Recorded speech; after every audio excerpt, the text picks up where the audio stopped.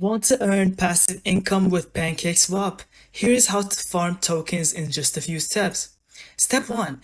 Head to pancakeswap.finance and connect your wallet like MetaMask or Trust Wallet.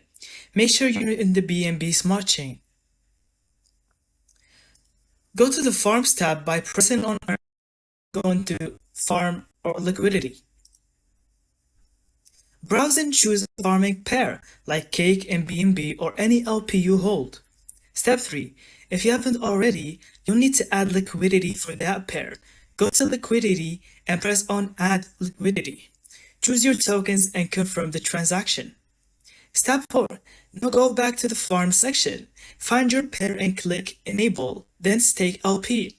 Enter how much you want to stake and confirm it in your wallet. Step 5. Once stacked, you'll start earning rewards. You can harvest anytime. Just click Harvest to collect your cake or other rewards token.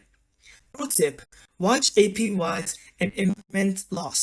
The higher the APY, the higher the risk. And that's how you farm tokens on Pancakeswap. Make your crypto work for you. Thank you so much for watching. I hope you found this video helpful. And don't forget to leave us your thoughts in the comments.